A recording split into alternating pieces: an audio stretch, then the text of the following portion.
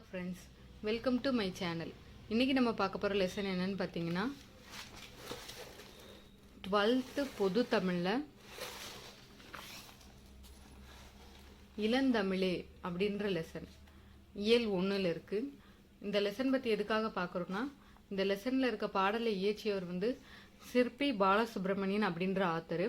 இவர் நமக்கு நிறைய சிறுகதைகள், புதினங்கள், நாவல், இந்த மாதிரி நிறைய விஷயங்கள் எழுதியிருக்கிறாரு. அதுபோக 2 தடவை சாகித்ய அகாதமி அவார்டும் வாங்கியிருக்கிறாரு. ஸோ இவரை பற்றி ரிப்பீட்டடாக நமக்கு டிஎன்பிசி எக்ஸாமில் கொஸ்டின் கேட்டுக்கிட்டே இருக்காங்க. அதனால இந்த லெசன் நமக்கு அவர் ஆத்தராக இருக்கிறதுனால இம்பார்ட்டன்ட் தான். ஸோ இதில் ஃபஸ்ட்டு அவரோட கவிதை இருக்குது. அந்த கவிதையை லைன் பை லைன் வாசி அதுக்கான மீனிங்கை சொல்லிடுறேன். நெக்ஸ்ட்டு புக் பேக்கில் இருக்கிற இலக்கண குறிப்பு, பகுபத உறுப்பிலக்கணம், அப்புறம் அந்த ஆத்தரை பற்றின டீட்டெயில் இதெல்லாம் பார்க்கலாம் இன்னைக்கு வீடியோக்குள்ளே. வாங்க வீடியோக்குள்ளே போகலாம்.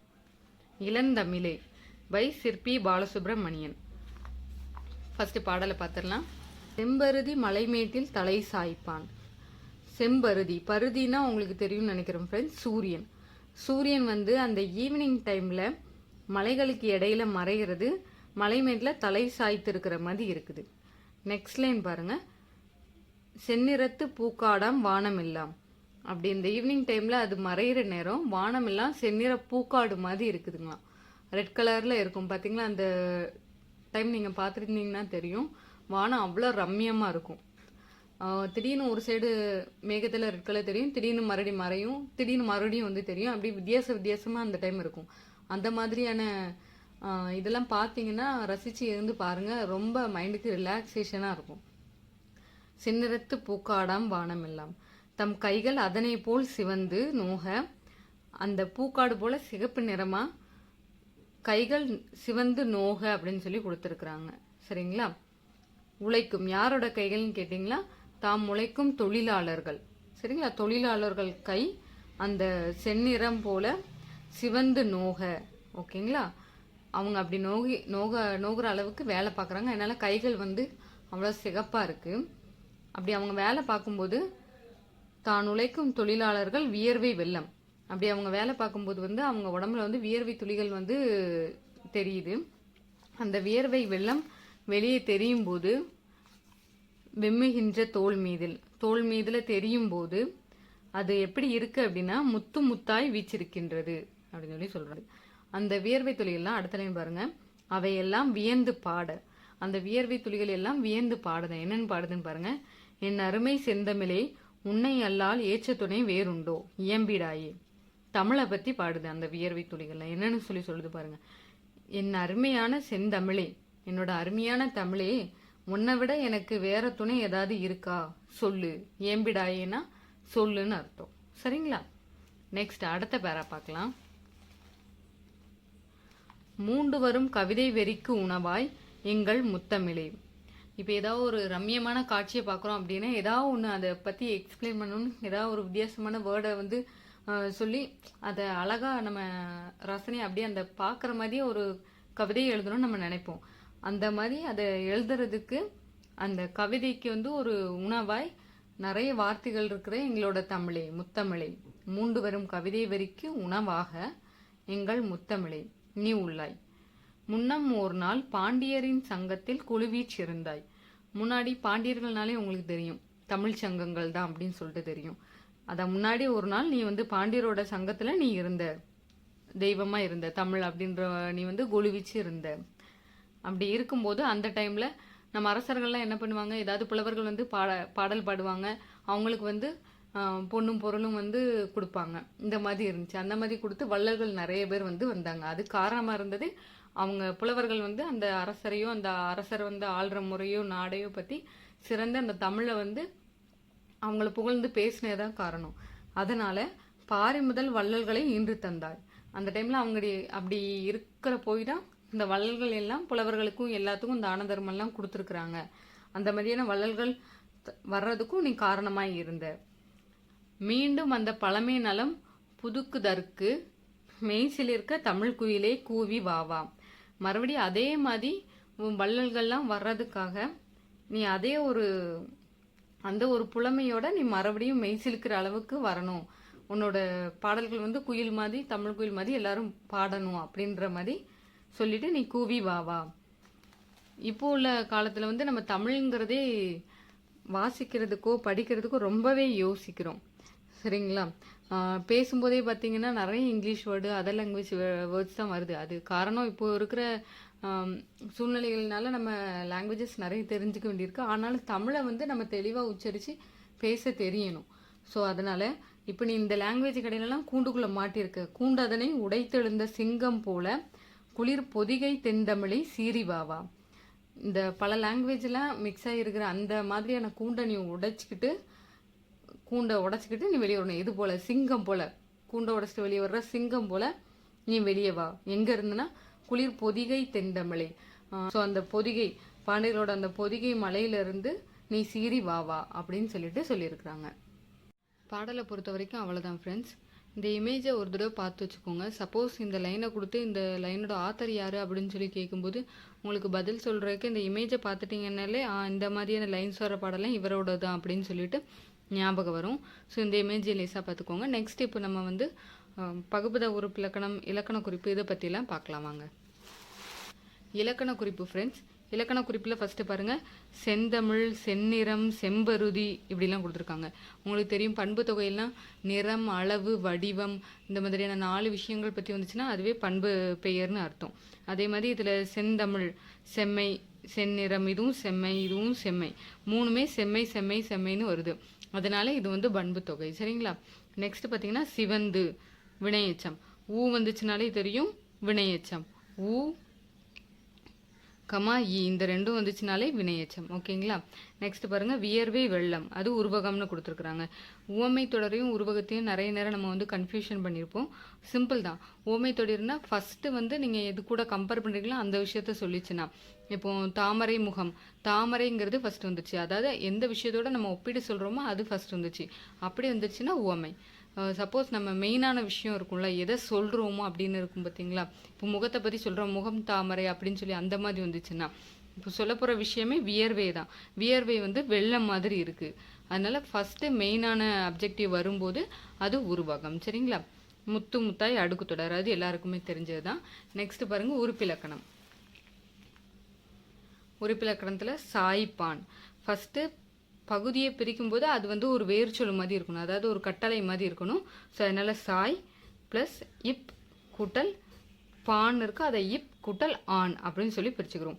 சாய் பகுதியும் தெரியும், இப் சந்தின்னு தெரியும், இப் எதிர்கால இடைநிலை. ஓகேங்களா? இப்பு, இவ்வு, இக்கு, எக்ஸ்ட்ரா வையு, இக் இந்த ரெண்டுமே சேர்த்தாப்புல எதிர்கால இடைநிலை. சரிங்களா? ஆண்கிறது தெரியும், ஆண்பால் வினைமெச்சு விகுதி. இதில் சாய்ப்பான் அப்படிங்கிறது ஒரு தேர்ட் பர்சனை பற்றி சொல்கிறோம். சாய் தாய் அப்படி, அதாவது இன்னும் நம்ம பக்கத்தில் இருக்கிற ஒருத்தவங்கள சொல்கிறோம் அப்படின்னா சாய் தாய் அப்படின்னு சொல்லிட்டு சொல்லுவோம். நமக்கு எய்த்தாப்பில் இருக்கிறவங்கள. இப்போ தூரத்தில் ஒரு ஆள் இருக்காங்க அப்படின்னா அவன் சாய்ப்பான், சாய்ச்சிக்கிடுவான், அந்த மாதிரி சொல்கிறோம் பார்த்தீங்களா, தேர்ட் பர்சன்.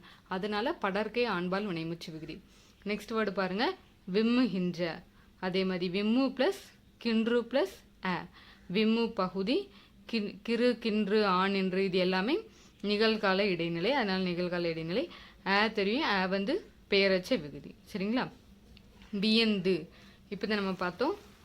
சிவந்து அப்படிங்கிறது வினையச்சம்னு பார்த்தோமா, அதே ஒரு கான்செப்டில் தான் வருது பாருங்கள். வியந்து, விய கூட்டல் இந்த இந்துங்கிறது இத்து ப்ளஸ் இந்துன்னு பிரியுது.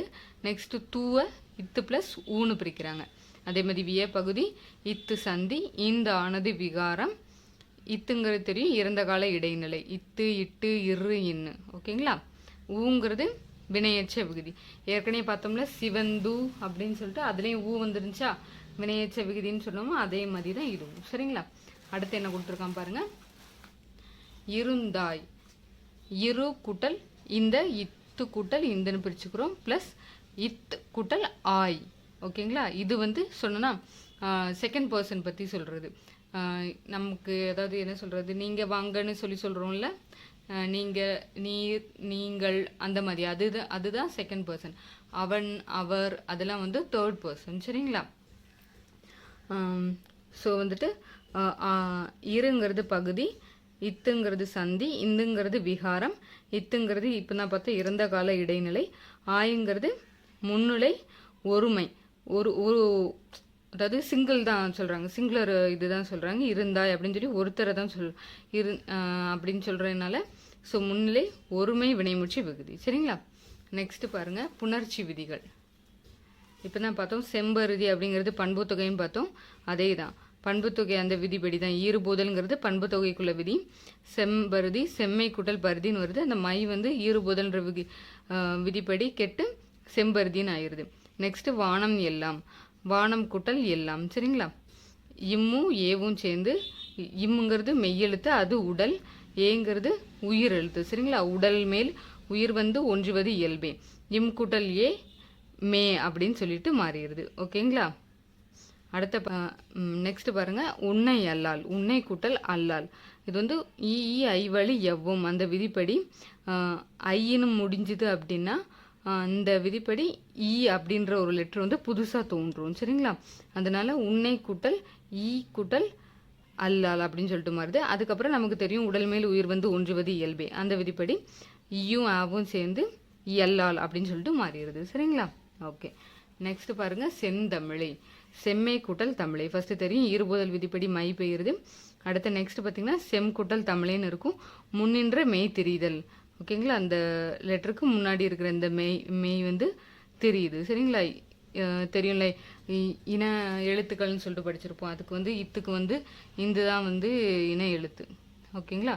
அதனால இந்துன்னு மாறிடுது, செந்தமிழை அப்படின்னு சொல்லிட்டு மாறிடுது. ஓகேங்களா? நெக்ஸ்ட் பாருங்க அந்த ஆத்தர் பற்றின விஷயங்கள் கொடுத்துருக்குறாங்க. இந்த இளந்தமிழை பாடலை எழுதினவர் யாரு? நமக்கு தெரிஞ்சதுதான் சிற்பி பாலசுப்ரமணியம். இந்த இளந்தமிழை பாடல் எதில் இருக்குது அப்படின்னா நிலவு பூ அப்படின்ற ஒரு கவிதை தொகுப்பில் தான் இடம் வச்சிருக்குது. இதை கூட கொஸ்டினாக கேட்பாங்க. நிலவு பூ அப்படிங்கிறது எது? கவிதையா, உரைநடையா, நாவலா அந்த மாதிரி கேட்பாங்க. நமக்கு தெரியணும் கவிதை தொகுப்பு. சரிங்களா? நெக்ஸ்ட் அடுத்த பாயிண்ட் என்னன்னு பார்த்தீங்கன்னா இவர் வந்து பாரதியார் யூனிவர்சிட்டியில் தமிழ் துறை தலைவராக இருந்திருக்கிறாரு. இது ஒரு வேலை. ரெண்டாவது என்ன பண்ணியிருக்கிறாருன்னா சாகித்ய அகாதமி செயற்குழு உறுப்பினராகவும் இருக்கிறார். 2 ஒர்க்கு பண்ணுறாருங்க. முதல்ல பணி ஆட்சியிருக்கிறாரு. சரிங்களா? தமிழ்துறை தலைவராக பணி ஆட்சியிருக்கிறாரு. நெக்ஸ்ட் இப்போ கரண்டில் வந்து சாகித்ய அகாதமியோட செயற்குழு உறுப்பினராக இருக்கிறாரு. சரிங்களா? இப்போ நெக்ஸ்ட் பாருங்கள் சாகித்ய அகாடமின்னு வந்தோடனே அவர் 2 தடவை சாகித்ய அகாடமி வாங்கியிருக்கிறாரு. நமக்கு தெரியும். ஒரு நூல் வந்து ஒரு கிராமத்து நதி அப்படின்ற நூல். ஓகேங்களா? அது கவிதை நூல். இன்னொன்று மொழிபெயர்ப்பு, மலையாள கவிதைகள் அப்படிங்கிற ஒரு மொழிபெயர்ப்புக்காகவும் சாகித்ய அகாடமி வாங்கியிருக்கிறாரு. சரிங்களா? இவரோட நூல்களை நிறைய லாங்குவேஜ்லையும் டிரான்ஸ்லேட் பண்ணியிருக்கிறாங்க. நெக்ஸ்ட் அவர் எழுதின கவிதை நூல்கள்லாம் பார்த்தீங்கன்னா ஒளிப்பறவை, சர்ப்ப யாகம். நெக்ஸ்ட் அவர் எழுதின கவிதை நூல்களெல்லாம் பார்த்தீங்கன்னா ஒளிப்பறவை, சர்ப்ப யாகம், சூரிய நிழல், ஒரு கிராமத்து நதி, பூஜ்யங்களின் சங்கிலி. சரிங்களா? இதெல்லாம் கவிதை நூல்கள். இதுவும் கொஸ்டினில் கேட்பாங்க. கொடுத்துட்டு இது யாரோட நூல்னு ஒரு கொஸ்டின் கேட்பாங்க. 2வது இது கவிதையா, உரைநடையா, கீழ்கண்ட வச்சில் இவர் எழுதின கவிதை நூல் எது அப்படின்ற மாதிரியும் கேட்பாங்க. இது ஈஸியாக நீங்கள் ஞாபகம் வச்சுக்கலாம். நிலவு பூன்னு படித்தோம். சரிங்களா? நிலவு பூ, சூரிய நிழல். ஓகேங்களா? நிலவோட நிழல் வந்து சூரியனில் விழுது. சூரிய நிழல். நிலவு பூவோட நிழல் வந்து சூரியனில் விழுதுன்னு ஞாபகம் வச்சுக்கலாம். சூரியன் வந்து ஒரு ஒளி. ஒளி பறவைன்னு அதை ஞாபகம் வச்சுக்கலாம். நெக்ஸ்ட் இந்த மாதிரி நிழல் விழுறத வந்து நம்ம வந்து அந்த நீங்கள் கேள்விப்பட்டிருப்பீங்க அந்த என்னென்ன சொல்லுவாங்கன்னா அந்த சந்திர கிரகணம், அது அந்த பாம்பு விழுங்குது அப்படின்னு சொல்லிட்டு ஒரு சின்ன மூட நம்பிக்கை உண்டு. அதை வச்சு இந்த நிலவு பூவோட நிழல் வந்து சூரியனில் விழும்போது சர்ப்ப யாகம் அப்படிங்கும்போது உங்களுக்கு பாம்புங்கிறது ஞாபகம் வரும். நெக்ஸ்ட்டு பூஜ்யங்களின் சங்கிலி. நிலவும் சூரியனும் வந்து வட்டமாக இருக்கும். அது வந்து அப்படியே கண்டினியூவாக போகிறது பூஜ்யங்களின் சங்கிலின்னு சொல்லலாம். அந்த கண்டினியூவாக போகிறது ஒரு கிராமத்து நதி. சரிங்களா? இந்த மாதிரி சின்ன சின்ன இதில் நம்ம ஞாபகம் வச்சுக்கலாம். ஞாபகம் வச்சுக்கிட்டா தான் நம்ம அங்கே போன உடனே வந்து ஆன்சரை வந்து டக்குன்னு போட முடியும். நீங்கள் வந்து அப்படியே படிச்சுக்கிட்டே இருந்தால் அது வந்து பிரோஜனம் இல்லாமல் இருக்கும். இந்த மாதிரி சின்ன சின்ன ஹிண்டை வச்சு படிங்க. அதை அடிக்கடி திரும்ப திரும்ப ரீகால் பண்ணுங்கள். மெயினான விஷயம் அதான். ஹிண்டை போட்டு அப்படியே விட்டுட்டிங்கனாலும் மறுபடியும் ஞாபகம் வராது. அடிக்கடி ரிவிஷனும் அதை பண்ணணும். சரிங்களா? இது எல்லாம் கவிதை நூல்கள். நெக்ஸ்ட் பார்த்தீங்கன்னா அவர் உரைநடை நூல்கள் நிறைய எழுதியிருக்கிறாரு. மலையாள கவிதை நம்ம இப்போ தான் சொன்னோம் சாகித்ய அகாடமி விருது மொழிபெயர்ப்புக்காக வாங்கியிருக்காரு. மலையாள கவிதை. சரிங்களா? அலையும் சுவடும். ஓகேவா? அலையும் சுவடும், இலக்கிய சிந்தனைகள், இந்த 3 உரைநடை நூல்களை எழுதியிருக்கிறாரு. ஓகேங்களா? அவ்வளோதான். லெசனை பொறுத்த வரைக்கும் அவ்வளோதான் ஃப்ரெண்ட்ஸ். தேங்க்யூ ஃபார் வாட்சிங். நம்மளோட சேனலை சப்ஸ்கிரைப் பண்ணுங்கள். மேலும் இதை மாதிரியான பயனுள்ள வீடியோ போடுறதுக்கு எங்களுக்கு யூஸ்ஃபுல்லாக இருக்கும். நாளைக்கு வேற ஒரு டாப்பிக்கில் உங்களை வந்து சந்திக்கிறேன். தேங்க்ஸ் ஃபார் வாட்சிங்.